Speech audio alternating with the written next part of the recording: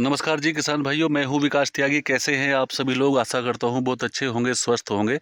चलिए किसान भाइयों, आज का जो वीडियो है वो खीरे वाले किसानों के लिए होने वाला है, क्योंकि एक मेरे खीरे के किसान हैं बिजनौर साइड से। उन्होंने मुझको मैसेज बॉक्स में मैसेज किया था और कुछ उन्होंने फ़ोटो भी मुझको भेजी थी दिखाने के लिए कि ये रोग आ रहा है। तो किसान भाइयों, उनकी प्रॉब्लम ये थी कि जो उनका खीरा है जो उसकी बेल है वो सूखनी चालू हो गई है। जो बेल होती है ना खीरे की, वो सूखनी चालू हो गई है। मैं थोड़ा आपको दिखाने की कोशिश करूँगा।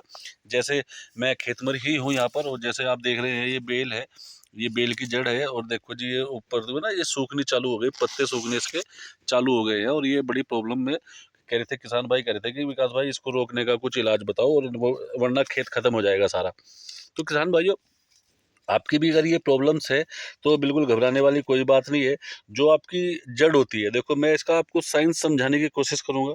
जो आपका जड़ होता है, जड़ के लिए आपको करना क्या होता है वो थोड़ा सा आप कोशिश करेंगे, और हम उसको देखने की भी कोशिश करेंगे कि कैसे क्यों सूखती है जड़ ये।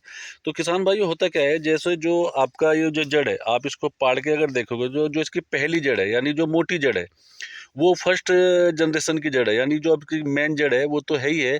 लेकिन जो इसकी सेकंड जनरेशन है, यानी कि जो जड़ में से जड़ निकलती है, यानी कि जो इसके अंदर जड़ है और आप इसको उपाड़ के देखोगे, तो उपाड़ के देखोगे ना, तो उसके अंदर एक रेसे निकलते हैं जड़ के आसपास। जो मेन जड़ होती है उसमें से रेसे निकल रहे हैं, है ना। तो वो सेकेंडरी रूट्स होता है आपकी जड़ का। तो होता क्या है जी, वहाँ पर अगर उसके अंदर फंगस आ गई, या उसके अंदर कुछ प्रॉब्लम आ गई, या उसको माइक्रो न्यूट्रिएंट्स नहीं मिल रहा, तो भाई आपकी जड़ सूखना चालू हो जाएगी। क्योंकि पहले सेकेंडरी जड़ सूखती है, उसके बाद आपकी मेन जड़ सूखती है ना। तो अब मैं आपको समझाने की जो कोशिश कर रहा हूँ वो आपके समझ में आ रहा होगा।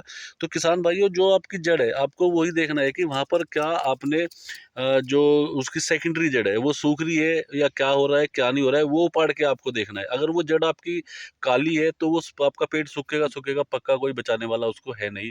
लेकिन अगर हम उसको ये देख रहे हैं कि हमारी मेन जड़ तो ठीक है, लेकिन जो उसके रुए है, जो आसपास की उसकी जड़ें है वो खराब हो रही है, तो भी सूखेगा। क्योंकि सेकेंडरी जड़ जो होती है वही आपका पोषण उठाती है धरती से, है ना। तो हमको उसको ध्यान देना पड़ेगा। तो अगर आपकी भी ये प्रॉब्लम्स है तो आपको बिल्कुल घबराने वाली बात नहीं है, हमको जड़ पाड़ के देखना है। अगर हमारी जड़े में ये प्रॉब्लम है जो मैंने आपको बताई है, तो ये आपको बहुत आसानी से हम इसको कवर कर लेंगे। इसके लिए आपको क्या क्या करना होता है किसान भाई, इसके लिए कोई ज़्यादा टेंशन लेने वाली बात नहीं है। मार्केट में आपको जाना है। अगर आपकी जो जड़ें हैं वो सूखनी चालू हो गई है, बेल सूखनी चालू हो गई है, तो मार्केट के अंदर जाना है आपको। और मार्केट के अंदर से किसान भाइयों आपको लेकर आना है, एक प्रोडक्ट आता है COC, यानी कि कॉपर ऑक्सी क्लोराइड। और वो आता है जी 50% WP में आता है। जो उसकी फार्मुलेशन है 50% WP में आता है, यानी कि COC, copper oxy chloride 50% WP, वो लेना है आपको। और दूसरी दवाई लेकर आनी है मार्केट से, वेलिडामाइसिन। वो 3% SL में आती है ना। थ्री 3% में आती है, और जो उसकी फार्मुलेशन है वो SL है। ठीक है जी। तो ये आपको करना है, दोनों दवाई मार्केट से लेकर आनी है। और मैं आपको एक चीज़ और बता दूं, इनका डोज कंफर्म करा दूं। आप जैसे मार्केट से लेकर आएंगे COC, तो COC आपको डालना है एक टंकी के अंदर 50 ग्राम, है ना जी। दूसरा, वेलिडामाइसिन आपको डालनी है एक टंकी के अंदर 30 ग्राम। वो टंकी की जो डोज है, वो टंकी की डोज 15 लीटर वाली टंकी की डोज मैं आपको बता रहा हूँ। जो आपकी 15 लीटर वाला पंप होता है, उसके अंदर COC 50 ग्राम डालना है। वेलिडामाइसिन आपको डालनी है जी, उसके अंदर आपको 30 ml। दोनों को मिला के स्प्रे कर देना है। तो आपको पता चलेगा कि जो आपकी बेल सूख गई, बिल्कुल ख़त्म होगी। देखो वो तो बिल्कुल ख़राब हो गया, वो तो आपको जीवित नहीं हो सकती। लेकिन आपको कोशिश ये करनी है कि उसमें उसकी जड़ में भी आपको पानी छोड़ना है थोड़ा सा, और आपको स्प्रे कर देनी है।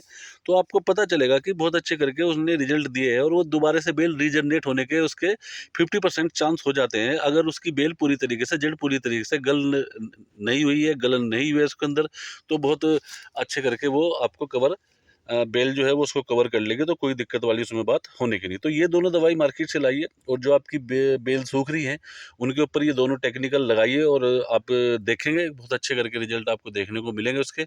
और बहुत बेहतर करके दवाई है, अच्छी दवाई है, मार्केट में बड़ी आसानी से मिल जाती है। आपको कोई ज़्यादा जद्दोजहद करने की जरूरत भी नहीं पड़ने की। दोबारा से बता रहा हूँ, कॉपर ऑक्सी क्लोराइड आता है जी, वो लाइए। और आपको है ना वेलिडामाइसिन आती है, वो लेकर आइए। दोनों दवाई का स्प्रे कर दीजिए। और जैसे ही आप दवाई का स्प्रे करेंगे, तो आपको आपको पता चलेगा कि मेरा जो खेत है, मेरी जो बेल है, मेरा जो एक्स कोई भी जो आपकी खीरे की फसल है, चाहे लौकी की फसल है, जो भी बेल वर्गीय फसलें हैं, वो ये सब में काम करेगा। इसमें ऐसा नहीं है कि खीरे के लिए ही है, जो भी आपकी बेल वर्गीय फसल है, सब में काम करेगा। तो किसान भाइयों, आपकी भी अगर ये प्रॉब्लम थी, तो आशा करता हूँ आपको इसका सॉल्यूशन मिला होगा। दोनों दवाई मार्केट से लेकर आइए और आप स्प्रे कीजिए, और बेहतर करके आपको रिजल्ट देखने को यहाँ पर मिलेंगे। अगर चैनल पर नए हैं तो चैनल को सब्सक्राइब जरूर कर लीजिए, और मिलते हैं जी एक नई वीडियो के साथ। बहुत बहुत धन्यवाद।